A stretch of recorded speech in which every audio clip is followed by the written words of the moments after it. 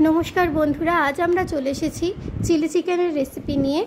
চিকেনটাকে আমরা প্রথমে ম্যারিনেট করে নিচ্ছি সামান্য vinegar, cornflour, soya sauce, tomato sauce, ginger garlic paste আর একটা ডিম দিয়ে।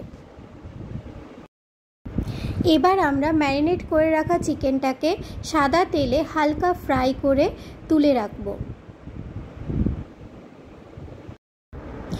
এবার আমরা কড়াইতে সাদা তেল দিয়ে তার মধ্যে রসুন কুচি, শুকনো লঙ্কা, আদা কুচি দিয়ে কিছুক্ষণ ভেজে নেব।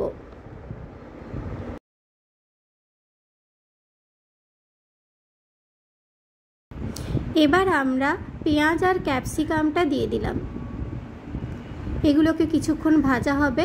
অন্যদিকে আমরা সসটা যেটা চিলি চিকেনের জন্য তৈরি করব সেটা তৈরি করে নিচ্ছি। এর মধ্যে আমরা সামান্য নুন আর কাঁচা লঙ্কাও দিয়ে দিলাম। এখানে আমরা সয়া সস আর দু রকমের টমেটো সস একসঙ্গে মিশিয়ে নিয়ে সেই মিশ্রণটা কড়াইতে দিয়ে দিলাম। একটুখানি জলও দিয়ে দিলাম।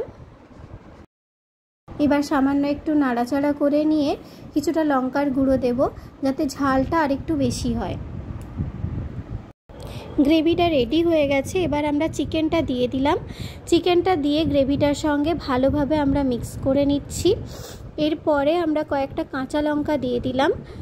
ঢাকা দিয়ে কিছুক্ষণ ফুটিয়ে নেব, তাহলেই আমাদের চিলি চিকেন রেডি হয়ে যাবে। ভিডিওটি ভালো লাগলে কিন্তু লাইক, কমেন্ট, শেয়ার এবং সাবস্ক্রাইব করতে ভুলবেন না।